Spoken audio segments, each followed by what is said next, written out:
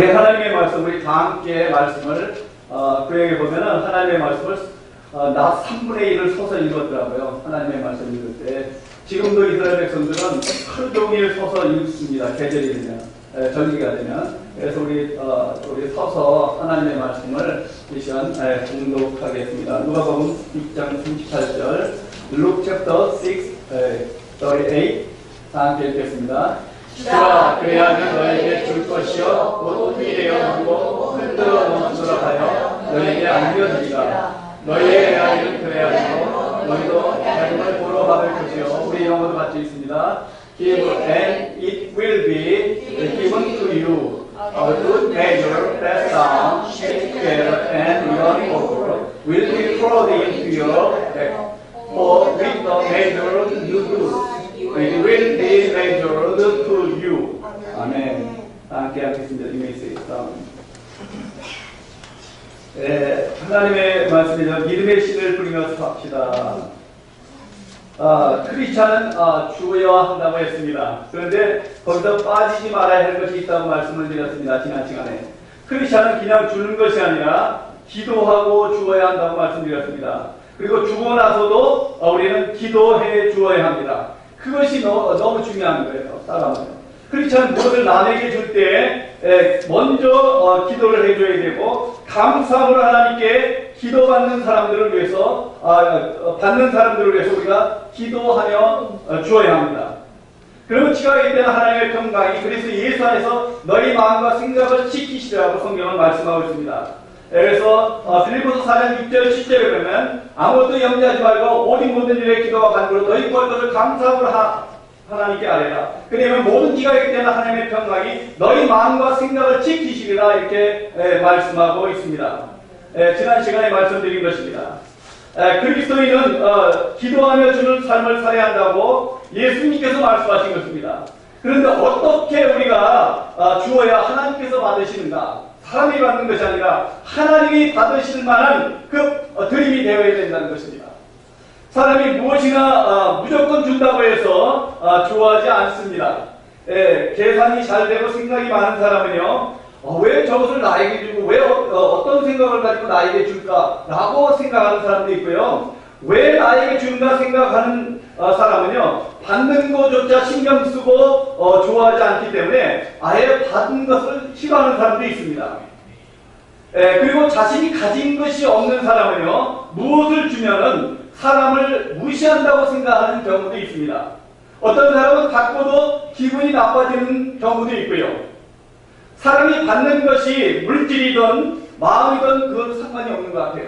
그러므로 무엇을 주는 사람은 기도하며 잘 주어야 합니다. 주는 것도요. 상대방의 입장에서 줘야 하는 것입니다. 그리고 받은 사람도 기분 좋게 받아야 되는 거예요. 그리고 받은 것에 대해서 감사할 줄 알아야 되고요. 우리가 기도의 씨를 잘 뿌리고 주라는 말씀의 씨를 잘 뿌리고 우리는 살아야 합니다.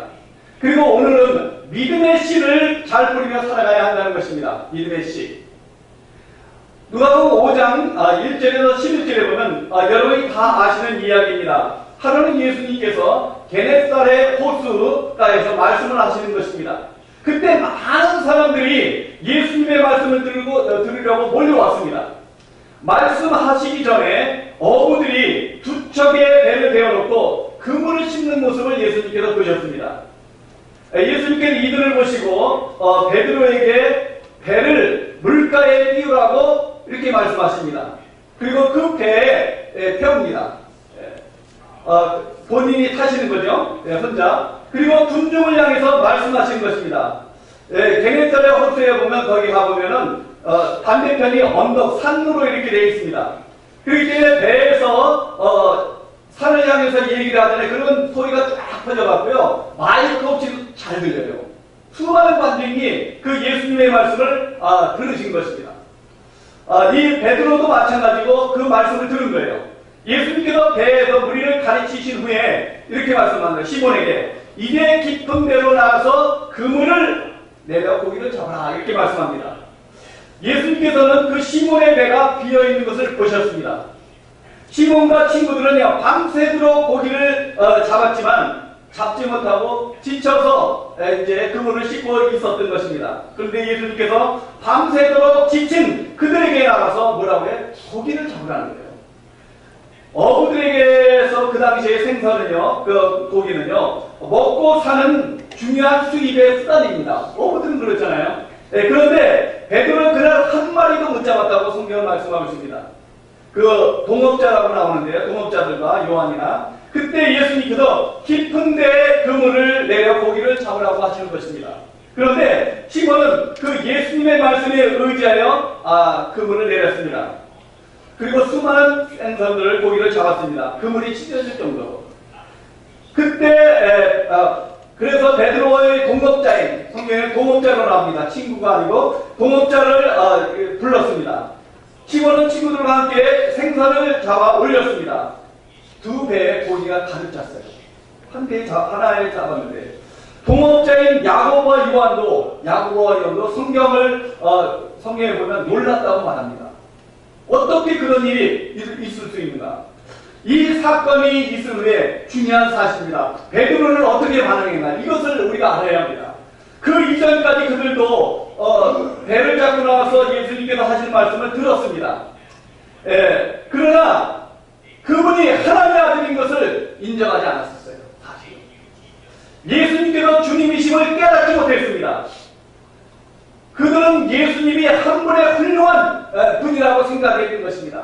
지금 모슬렘들도 마찬가지입니다. 예수님을 한 분의 위대한 선지자로 알고 있지 하나님의 아들로 알고 있지 않습니다. 이스라엘 백성들도 마찬가지고요. 마찬가지였어요. 베드로도요. 베드로는 고기를 잡으래 예수님이 주님이심을 고백합니다. 자신이 주인임을 고백합니다. 베드로는 예수님 앞에 감히 서 있지 못하고 주님 떠나소서 나를 떠나라고 가는 거예요. 이 고백은요 크리스찬이 모두가 해야 할 고백입니다. 하나님 앞에 우리가 예수님 앞에 섰을 때 나는 주인입니다. 내가 예수님을 감당하지 못하겠습니다. 그런 심정이 되어야 된다는 거예요. 그리고 그 기적의 예수님을 체험해야 돼요. 우리는요.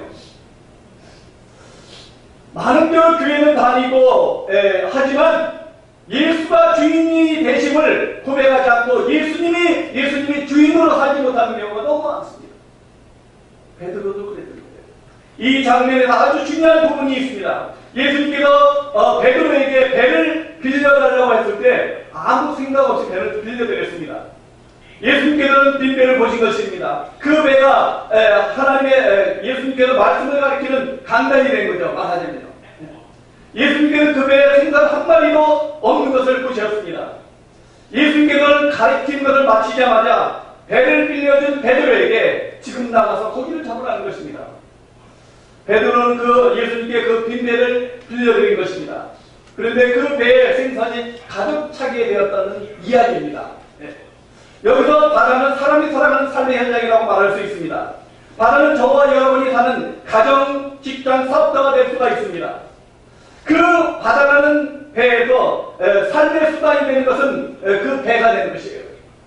우리가 인생의 빈배가 될 때가 있고요. 아무리 노력하고 힘들고 해도요. 한순간에 날아갈 경우도 있고요. 빈배가 될 때 우리 마음이 빈배가 될 수도 있고요. 저와 여러분의 삶의 과정에서 비록 빈배이지만 예수님께서 예수님께 드렸을 때 그 빈배는 채워지게 되어 있다. 인생은 어떤 것으로 채워질 수 없는 이 빈 마음, 우리의 빈 인생을 채울 길은 없는 거예요. 주님께서 빌려달라고 할 때 빌려주면요, 놀라운 하나님의 은혜를 체험하게 됩니다. 예수님께서 저와 여러분에게 시간을 빌려달라고 할 때가 있습니다. 예수님께서는 저와 여러분에게 재능을 빌려달라고 할 때가 있습니다. 예수님께서는 우리의 몸을 빌려달라고 할 때가 있습니다. 그때 우리가 지체 없이 드린다면 베드로가 체험했던 그런 체험을 하게 될 것입니다. 성경은 그것을 원하는 거예요. 저와 여러분에게 주님께서 빌려달라고 할 때 빌려주면 하나님의 놀라운 은혜를 체험하게 됩니다. 예수님께서 저와 여러분에게 시간을 빌려달라고 할 때는 예수님께서는 우리의 시간이 바쁘고 쫓기는 삶을 살 때 하나님께서는 그때 빌려달라고 해요. 기가 막히게 하나님이요. 뭐 시간이 많을 때 하지 않아요.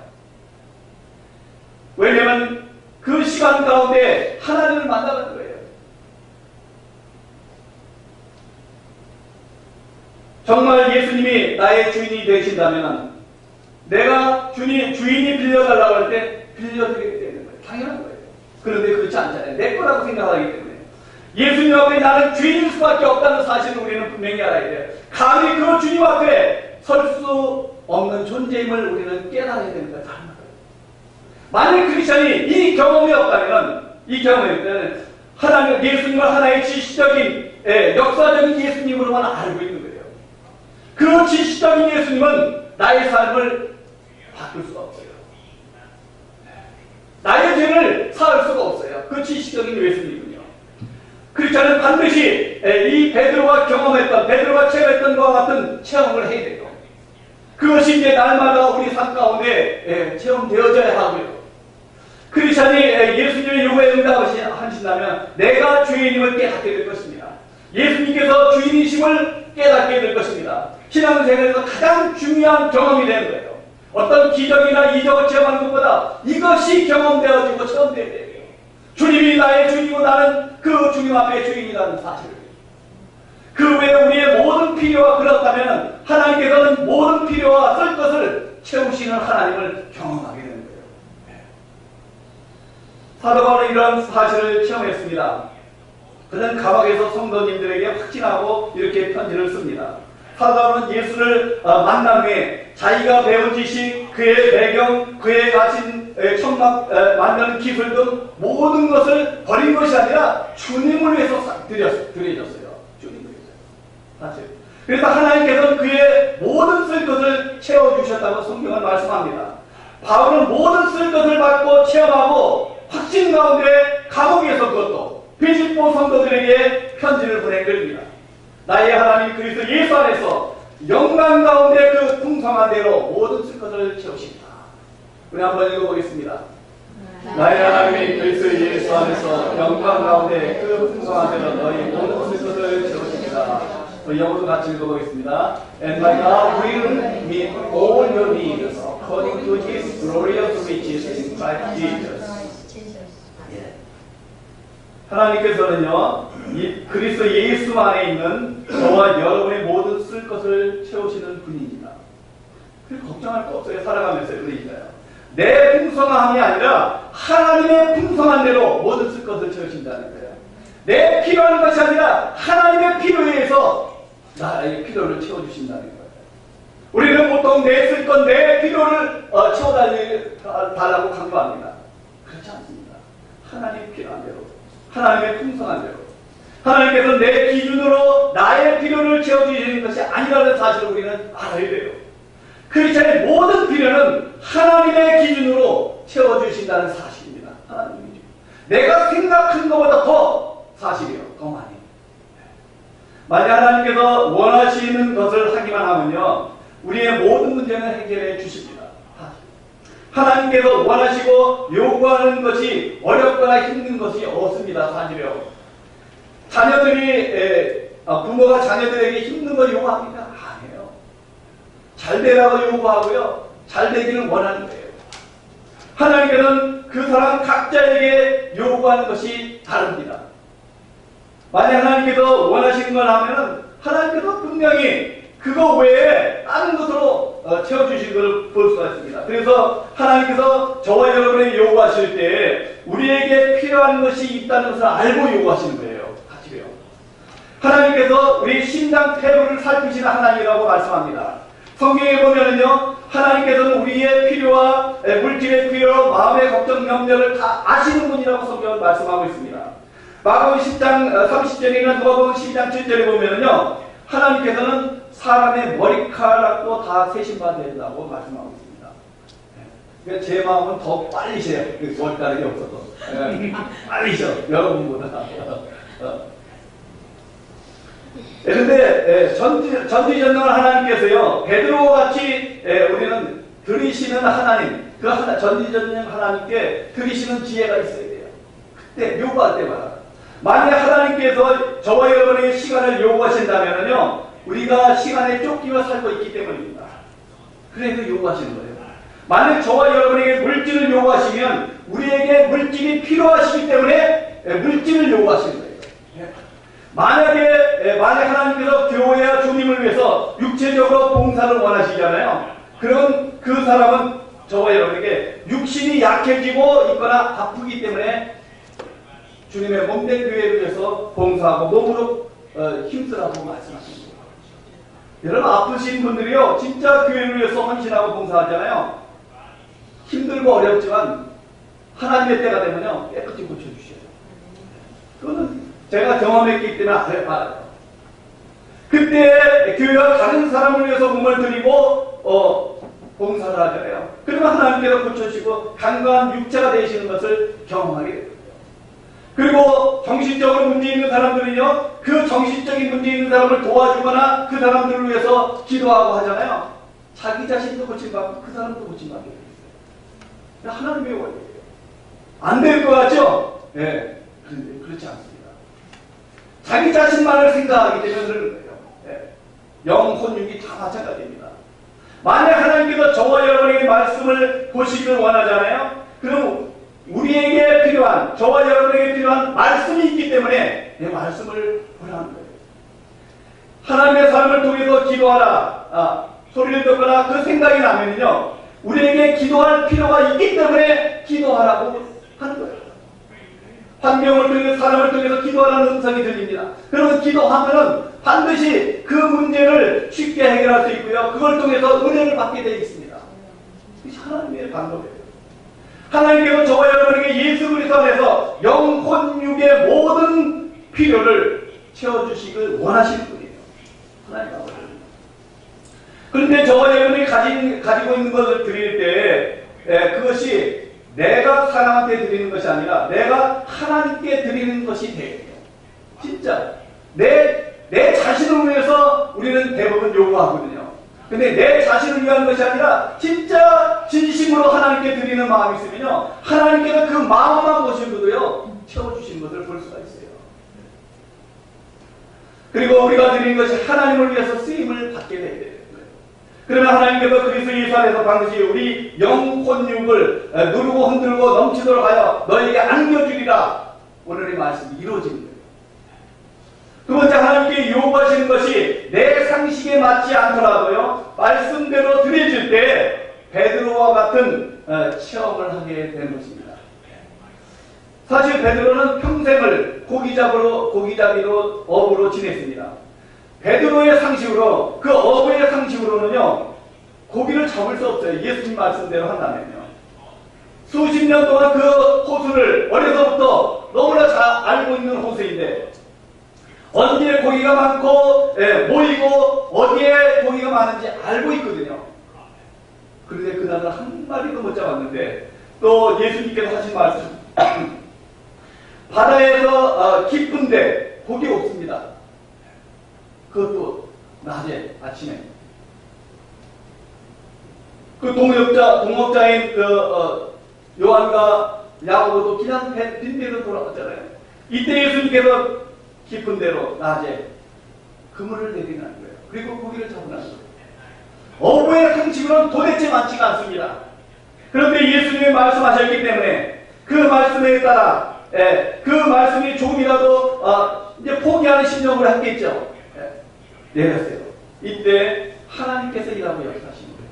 내 상식에 맞지 않고 내 이론과 내 생각이 맞지 않더라도 내 경험에 맞지 않더라도 하나님의 말씀대로 그물을 내릴 때 하나님의 말씀대로 순종할 때 거기에 하나님의 역사가 있다는 거예요. 우리는 이 사실을 압니다. 내 경험과 논리와 내 마음에 맞지 않더라도 말씀을 따라 살아갈 때 우리는 기적을 체험하게 될 것입니다. 말씀의 내 이웃을 사랑하라고 합니다. 그 이웃이 적이 될 수 있습니다. 그 이웃이 미워하는 사람이 될 수 있습니다. 그 이웃이 내가 싫어하는 사람이 될 수 있습니다. 그런데 하나님의 말씀대로 순종하면 먼저 누구에게 나에게 기쁨이 넘칩니다. 내가 먼저 하나님의 사랑을 받게 됩니다. 비록 그 이웃이 내 사랑을 받지 않더라도 내 마음은 편하고 기뻐질 수 있습니다. 하나님께서 그로 인하여 다른 데서 놀라운 은혜를 주시게 되어 있습니다. 내가 지금 물질이 없습니다. 그런데 하나님께서는 주라고 말씀합니다. 그 말씀대로 내가 가진 것 조그만 것을 물질을 하나님께 드리면, 사람에게 주면 하나님의 놀라운 은혜를 경험하게 된다는 거예요. 이것이 성경에서 말씀하는 하나님의 법칙입니다. 말씀의 법칙입니다. 범사에 감사라는 말씀에 따라 우리가 삶으로 말로 감사하면요, 더 많은 감사를 경험하게 되는 것을 여러분 체험하지 않습니다. 기분이 안 좋을 때 항상 기뻐라는 말씀을 따라 순종할 때 기분이 좋아지는 경험을 하게 됩니다. 마지막으로 베드로는요, 문제를 생각하지 않았습니다. 자신에게 주어진 환경을 알았지만 사실 무시했습니다. 하나님의 말씀으로. 그것이 이제 믿음인데요. 베드로는 이제 하나님의 이 말씀만 의지하고 신뢰하고 나갔어요. 그 순간에요. 베드로에게 주어진 환경이나 문제를 무시하고 예수님께서 하신 말씀 그대로 믿고 행한 거예요. 그게 믿음의 씨앗이 된 거예요. 베드로는 자신의 수십 년의 어부의 경험을 의지하지 않았습니다. 그리고 고기가 잡힐 것이라는 조그만 믿음이 있었습니다. 그러니까 나갔죠. 밤새 지쳐서 이제 있고 하나님의 말씀을 듣고 예수님의 말씀을 듣고 이제 가서 쉴 시간인데 하라고 그러니까 베드로는 그 조그만 겨자씨 믿음으로 나갔어요. 그런데 예수님께서는 베드로에게 놀라운 축복의 길을 걷게 하십니다. 그 이유로요. 말씀을 듣고 나니 베드로는 주님이라면 무엇이든지 할 수 있다는 그 믿음의 씨가 생기게 된 거예요. 그 마음속에. 베드로가 배를 띄워놓고 그물을 내리기까지는 그 마음속에 한 마리라도 잡힐 것이라는 그 믿음의 씨가 예수님을 통해서 생기게 된 거예요. 내 믿음이 안 되니까. 그러니까 믿음도 좋고 나쁘고 그 사람이 크고 작고 우리가 판단하거나 생각하면 안 돼요. 주님이 주신 믿음이기 때문에. 그 말씀대로 행하면 믿음의 씨를 뿌리기 시작하면요, 기적을 경험하게 되고 살아계신 하나님을 체험하면서 살게 됩니다. 말씀을 정리합니다. 사랑하는 여러분, 오늘도 우리가 조그만 믿음의 씨를 가지고 말씀대로 행하며 날마다 믿음의 씨를 뿌려나갈 때 그 씨는 풍성히 자라서 여러분이 그 믿음의 씨가 자라서 그 믿음의 그늘 아래서 살아가게 됩니다. 그것이 우리의 믿음의 삶이에요. 크리스천의 삶입니다. 그래서 날마다 주님과 동행하며 주님을 그 살아계신 예수님을 체험하며 하나님을 체험하며 오늘도 내일도 믿음 가운데 살아가는 저와 여러분이 되기를 간절히 바랍니다.